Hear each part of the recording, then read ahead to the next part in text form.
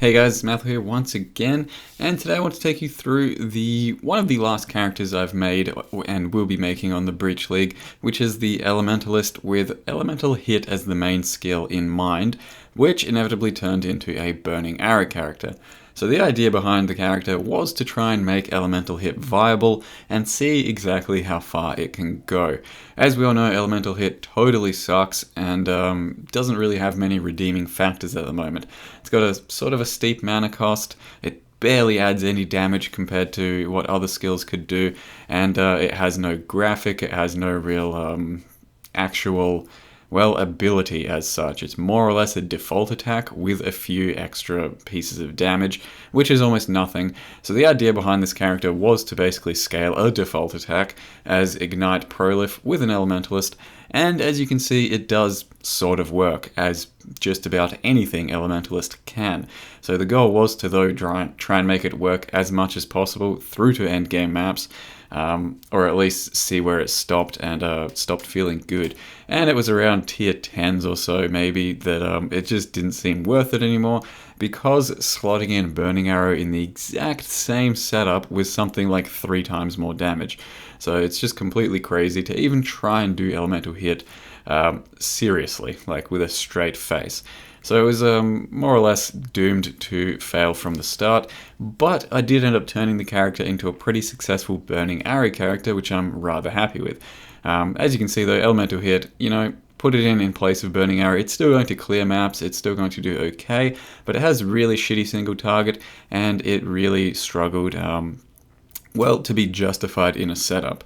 However, this is what the Burning Arrow version of the character looks like, and it ends up being pretty similar to the way I built my Fireball character, if anyone's been following that sort of thing.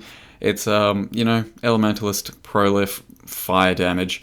It's 100% fire damage. The playstyle is pretty similar to the Fireballer, except you're of course using a bow this time around, but the prolifs are huge, the damage is huge, the single target is pretty big as well, and you're fairly durable because we do have Leech from the Duelist area, as well as Varpact and Ghost Reaver, and plenty of ES, so that, we're kind of tanky in the end, though obviously not as tanky as you could be, since we're just using a bow, don't have an extra 5,000 energy shield or so. That said, this character did provide me with some of the probably most enjoyable mapping for the Breach League so far, and it was a very nice character to play, something I'm quite likely going to revisit in the future, especially when there's going to be the Threshold Jewel that lets Burning Arrow stack 2 Ignites, because that's just going to pretty much double my output on single target, which isn't bad right now, but it definitely could be bigger. The Fireball character had much bigger Ignites, the Vortex character had much bigger Ignites. This one just played a bit smoother than both of those in my opinion, but it has worse single target, and that's something that will hopefully be fixed or, upgraded with that Threshold Jewel. So you can see I took the character through just about everything already at this point.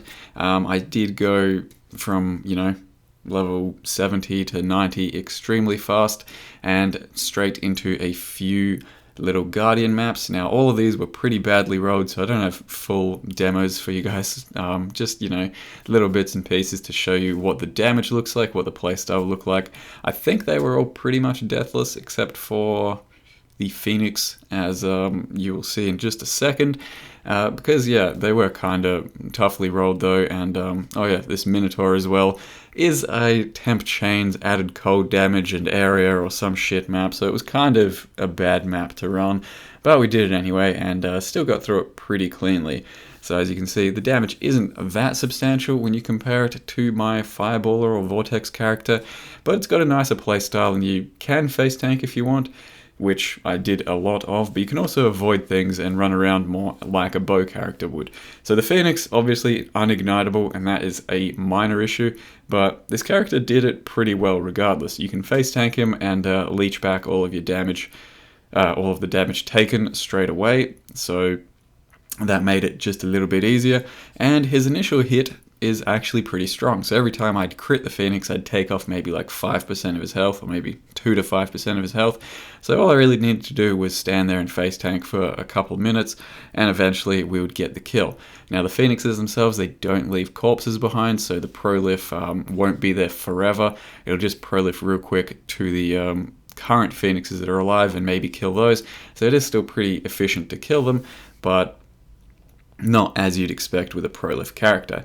Now I managed to do one shaper run, and I don't have a clean full attempt for you to show you there. It did go down. It was still not entirely deathless, maybe 2 or 3 deaths because of my mistakes, but this is just a quick demo of how the run would go otherwise, just the first phase. It's pretty clean. I don't want this video to be too long though and show you all of it in its entirety. I'll just show you what more or less the damage looks like and how it can be clean.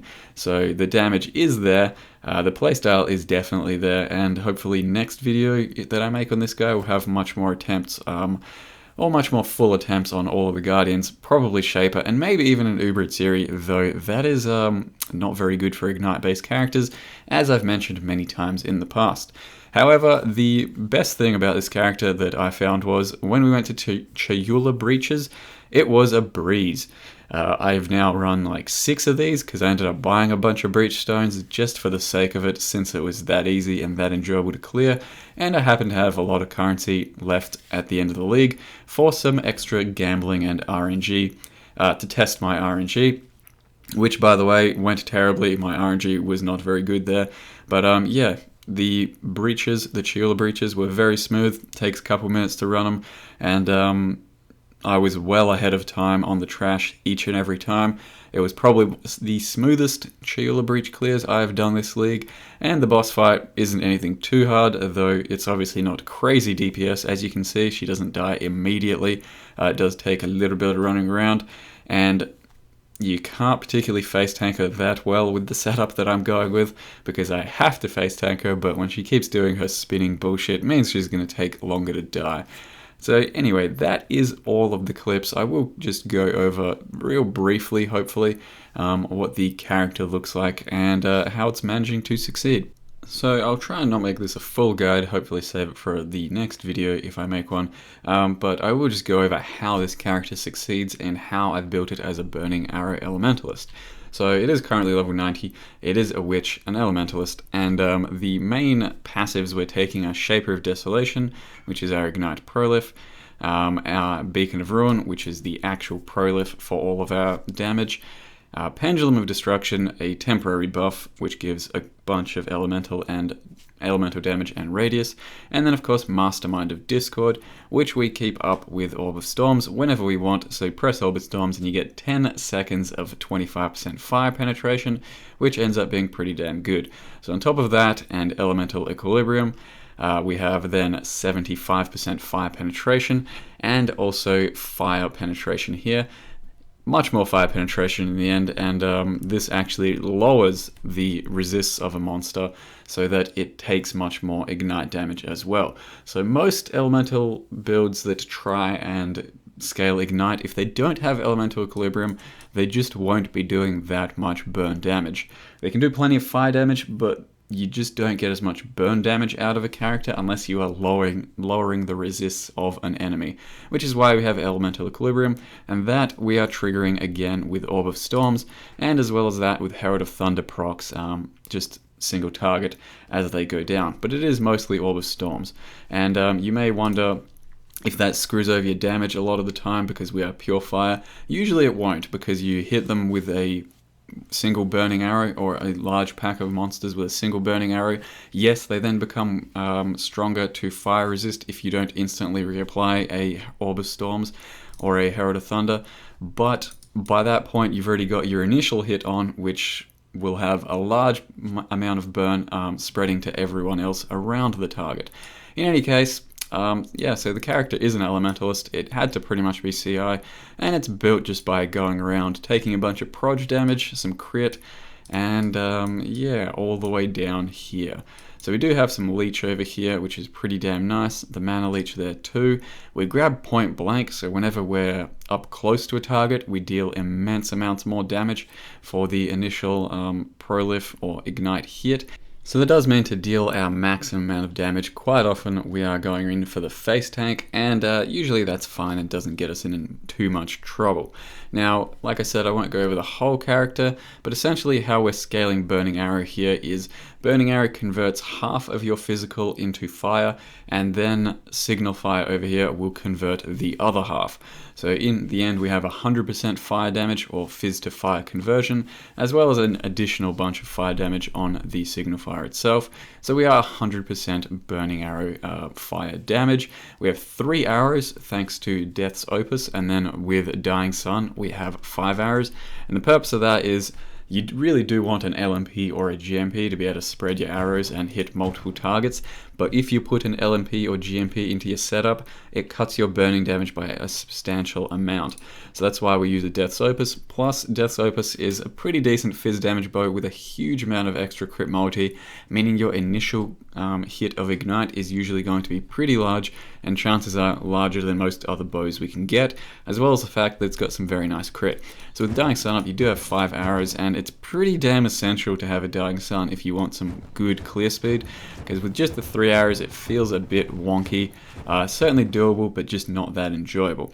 So in the end, Death's Opus, you can use some other bows, but I think this is the best one for the build. And we have Burning Arrow attached to weapon elemental damage, fire penetration, and then you're going slower projectiles, then pierce, then less duration. So less duration shouldn't work on this thing, but it does because of threshold drills and all that. Regardless of that, we're using less duration to scale double dip once again the ignite and the initial hit on Burning Arrow. Otherwise we're just using added fire, but less duration does give more overall damage, even though added fire gives a bit more tooltip. Just keep that in mind when you're making your own Burning Arrow character. So that's pretty much the setup. I'm not at all using my second 6-link right now, it's just an energy shield chest, and I'll link all the gear in the thread that I leave for you guys with the gear and the passives. Lastly, I will mention I've been using Eye of Tula most of the time, but I recently swapped into a regular amulet because stun immunity really didn't seem to be necessary for me almost 100% of the time, so I only ever put on the Eye of Tula when I think I actually need it. This has been the Burning Arrow Elementalist for now, guys. Hopefully I'll have another bit of a video about this guy next time, but for now, it went pretty damn well. Maybe more of this in the future. Thanks for watching, guys, and see you next time.